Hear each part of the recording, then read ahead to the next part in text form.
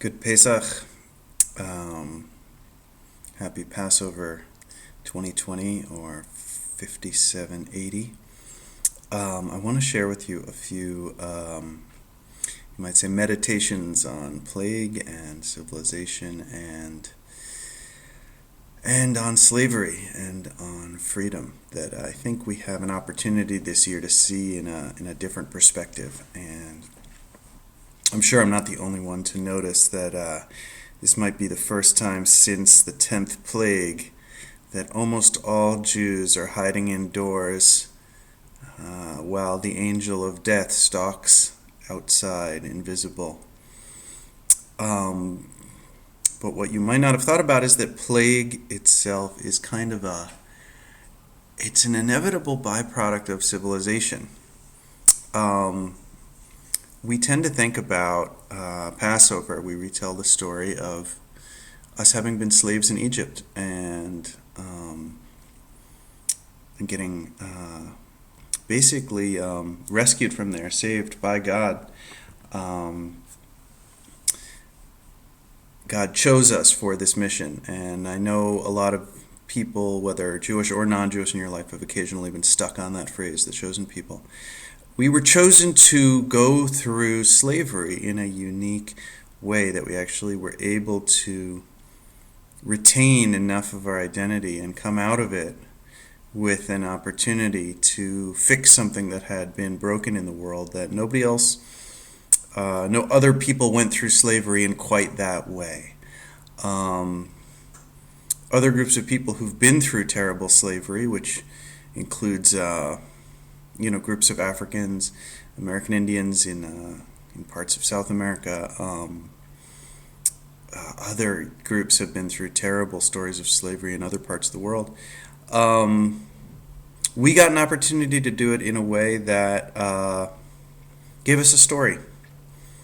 That we come out of there, and however you want to think about how it happened, God gave us the Torah. God gave us 5 things that a people who had been broken and traumatized by slavery, by civilization, by the alienation of living in the worst possible circumstance in civilization, you are traumatized in a certain way, and you need certain things that you had lost. If you think about what it's like to be a slave, that you had lost your identity, so we get that back. We get a sort of reaffirmation that we are the children of Israel. We're part of this family, and we're part of this unique story.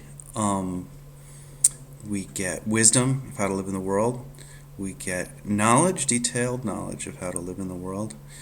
We get a sense of belonging. So much about chosenness is something that you tell somebody who's been traumatized, like, hey, this might have happened for a reason. You still belong in the world.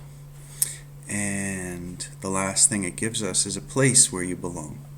That it says, I'm going to take you to this land that I'm going to show you. I'm going to take you to the promised land, the land of Israel. And that's where you have a chance to be fully alive again, fully expressed. Now, as we're realizing the life, the reality of people in civilization, we talk about the 10 plagues, and we think of them as just this incredible set of circumstances that is sort of unthinkable and completely outside the norm. But as we're realizing at the moment, and I'm a historian, I get to know a little more about these things, that this is not unusual in human history. It's only in the last 100 years that most of us has been spared from this feeling of having no control over a plague that's stalking us. As recently as 1919, 1893, terrible plagues came and swept through all the major cities of the world, taking millions of people away. And for all of our vaunted science and medicine, I think most of us are now remembering that the big thing, the heavy lifting, most of the work that has made our lives radically safer, at least with respect to controlling our relationship to the natural world, is that public health, sanitation, janitors do most of the work of keeping us healthy. Janitors and vaccines. All of modern medicine gets a lot of the glory, but they really are only a very small part of the big picture of what keeps us safe and alive. And like the context for an epidemic to happen, almost all of the communicable infectious diseases that humans are vulnerable to have come from our close cohabitation with animals, domesticated animals, usually. You might say an unnatural relationship to animals. And the reason that's so important is because if you look at hunter-gatherer life, if you look at the Garden of Eden, everyone practices social distancing, you might say, because people lived in very small groups and only interacted with each other once every few months, usually very carefully. You'd stay in your little band of 30, 40 people maybe.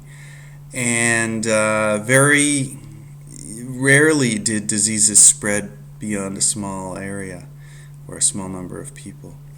It's much more common once you're in a city, once you're in a civilization where there are large numbers of domesticated animals. Most diseases come from the animals to us in one way or another, in circumstances where we're confining animals to cages and confining ourselves to close quarters with animals and with other people. And those are things that, in the Garden of Eden, you might say, those are circumstances that just don't really happen. And when you think about this on a physical and a spiritual level, domestication of animals, domestication of crops, these are all part of, you might say, the sin of Adam, the fall from Eden. And the big creation of the last 5,780 years is humans who became masters. Masters and slaves are chidushim, are new things in a fallen world. And master and slave are both unfamiliar circumstances to a hunter-gatherer. The idea of ruling over anyone else, controlling them, giving them orders, these are just not part of that mentality, that rosh. So when you look at what it meant for us to be slaves in Egypt, humans being domesticated is a terrible, terrible thing. And humans learned how to domesticate humans by domesticating animals first, according to most of the literature, most of the scholarship, most of the archaeology. And you guys know, everybody knows what a dog looks like, a cat. These are domesticated, right? A Chihuahua, in just a few thousand years, is descended from a wolf, right? The changes that domestication makes on any creature that is domesticated for more than a couple generations are profound.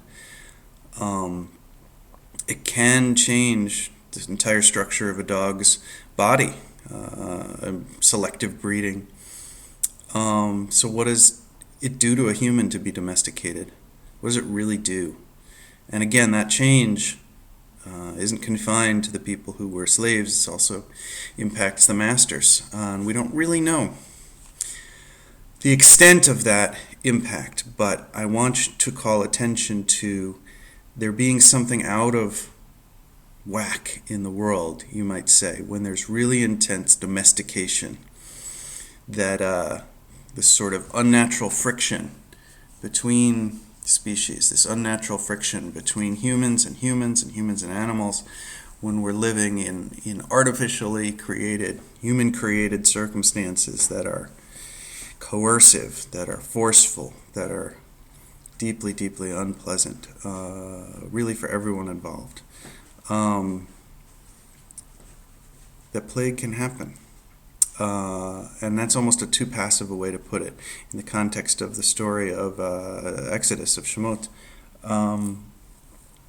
Plagues don't happen by accident. And throughout the Torah, plagues don't happen by accident. You could say that it happens because God chooses for it to happen. It's a sort of a form of judgment on us, or I don't want to go around saying God is going around doing this, but it's hard to blame anyone else. This is way beyond any conspiracy theory. Anyone who's trying to claim that someone did this on purpose, I think you should really shut them down. That's not appropriate. That's not cool. That's not the way. Not the way we should be thinking about this. But we are trying to fix something when we come out of slavery. We are trying to tell a story every year of the Passover Seder that reminds us as Jews that we have an opportunity that really nobody else has, to give a sort of framing for us to understand our own place in the world. And part of what makes us special, part of what makes us chosen, you might say, is that we get this opportunity to both inside and outside civilization. That our story extends all the way back to Adam, and that date is not an accident. Most archaeologists think that's sort of the point, somewhere between 5,800 5,600 years ago. Sort of the irreversible point beyond which there is a permanent creation of a human hive. A hive that keeps growing. A hive that converts all of the land and animals and trees and plants and crops inside it to be part of the hive, to be controlled by the hive. It's the irreversible creation of before then humans live deeply embedded in nature and might modify it, might do all sorts of interesting things. Most of the ideas that became agriculture were known to humans for at least 20,000 years. And don't tell me that's not in the Torah. There's a midrash that says that Moses was the 1,000th generation of human, which means there was about 974 generations of humans in the Garden of Eden, according to our sages. There are many, many traditions that look at this idea of fallenness. The Buddhists think of the human condition as one of unsatisfiedness, you might say, sometimes translated as suffering, dukkha. Other traditions have ways of looking at it where they see Christians take it a step further and say that all of us are sinners. But Jews sort of occupy a middle ground. We see that humans are not civilization. And as Jews, we've always been sort of suspicious and a step outside of it. In the earliest part of the jobs given out in the creation story, there's Cain and Abel, and in a lot of ways we identify with Abel. We identify with the one who's domesticating animals as opposed to farmer, Cain, and Abraham and Isaac and Jacob. These are shepherds. We are more nomadic. We are more suspicious of settling down, and we are always looking at civilization without assuming that the prevailing morality and structures of civilization are totally correct. We want to exist in a active and engaged conversation with that, and you see that in its best phases. You see that in our Jews' life in Babylon and in Greece, where our sages tell us, don't say anything bad about Greek wisdom. These are incredible conversations where we can say, we have our ideas, you have your ideas, and let's have a real conversation about them. You can see it in our engagement with European civilization and the Enlightenment, and especially in ironically in places like Italy and Germany, where it ended badly later. But we are not 100% identified with the dominant civilization in any of these places. We're always wondering whether there's a way to get to something better.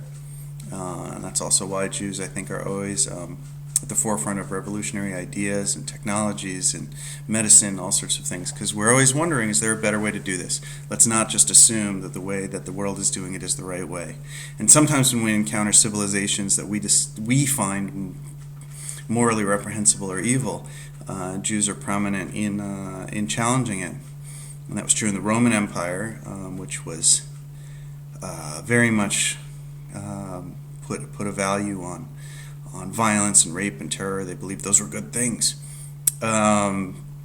We stood up to the Soviet Union. We said that their whole culture of repression and trying to control people's thought was manifestly terrible, and many of us stood up to that, the refuseniks.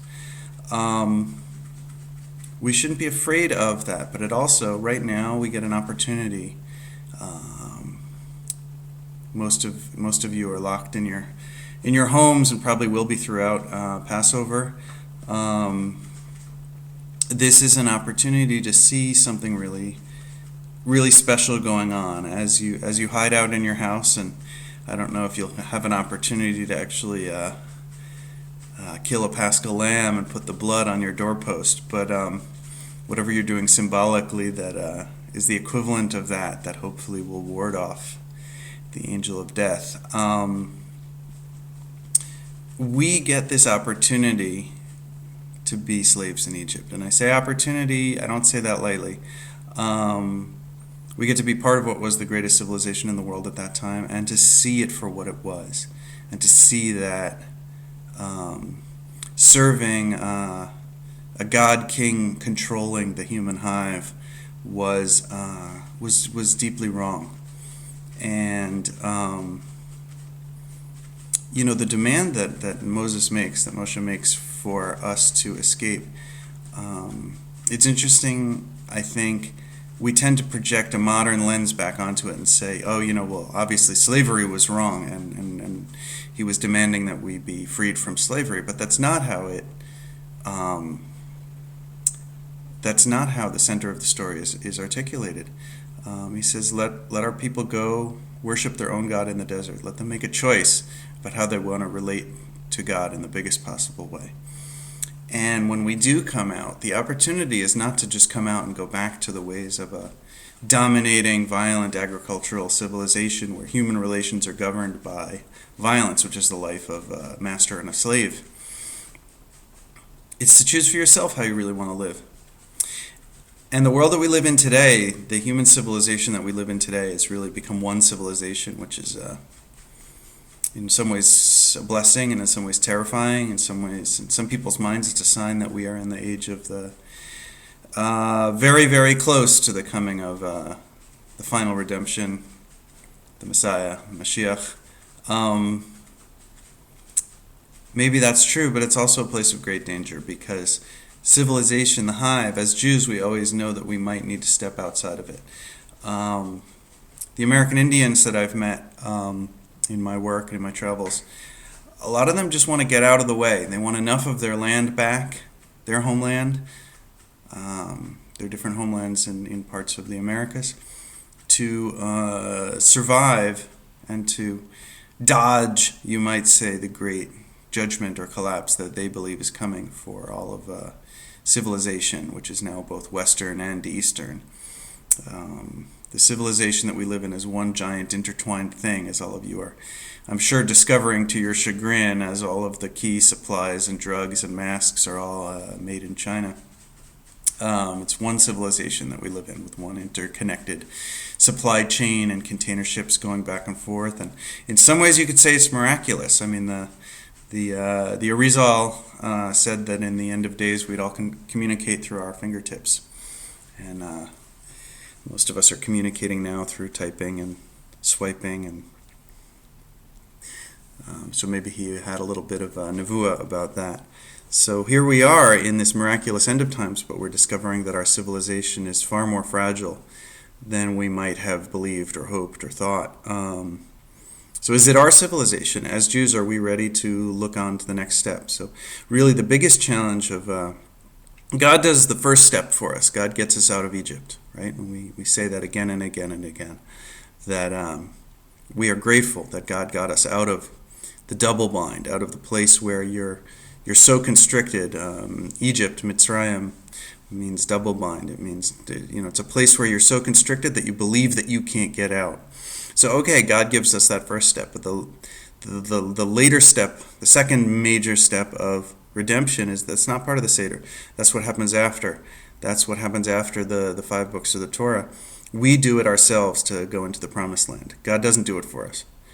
And that's part of the tension between left and right in our world, that the left focuses so much on helping those who can't help themselves, get them out of Egypt.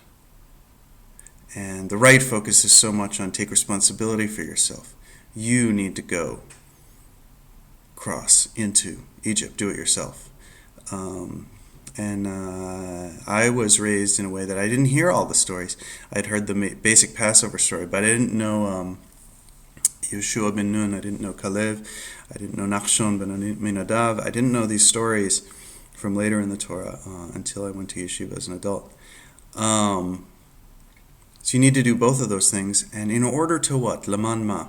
In order to what? The true piece of redemption, the final part, the piece of work that we all need to do coming out of Seder, is to truly choose how we want to live in the world.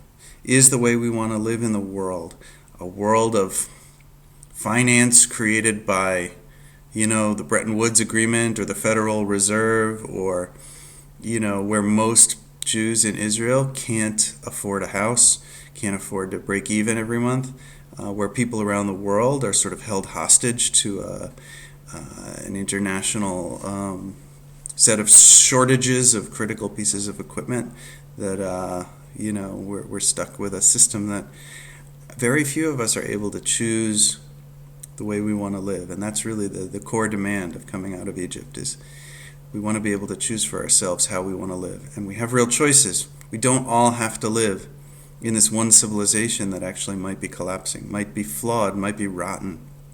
It might not be able to survive a plague, might not be able to survive the economic collapse that might follow. All of us being stuck at home waiting for the angel of death to pass over us. So, that's the opportunity that we have. And I will say, the kind of world we want to bring, the Geula, the redemption, it's not to go back to the Garden of Eden. You look around the world, and 7-8 billion people now. It's probably twice as many as when I was born, or when many of you were born. Twice as many people in the world. There's 8 billion people in the world today. Without there being a level of din, of judgment from Hashem, from God, that would make that number a lot less, that's not something any of us want to think about. We can't all just be going around hunting and gathering, but what we can try to think to do is to go back to the core principles that we've been taught by the Torah, that the first thing that God does is a tzimtzum. He makes space for the rest of creation to exist. He contracts himself. We have the opportunity as a civilization of humans who are Tzelem Elokim, who are as gods, that in some ways we have godlike powers now. We have the ability to extend destructive powers across the earth. We have the ability to instantly communicate across the earth, and you guys are seeing this all over the planet. It's this amazing miracle. We have the ability to ship something, to say, I want this to go to there, whether 100 or 1,000 or just one, to be sent 12 time zones away. I mean, these are miraculous, almost godlike powers. But with that power comes the responsibility, the stewardship of the rest of the web of life on Earth that we are now deeply damaging. And this plague is one of many, many symptoms of us being out of harmony with the world that we live in, with the animals that we share, the air and water and the life and the sunlight of this planet with. Judaism has a certain set of rules for being in a healthier relationship with the other set of life that we live with here.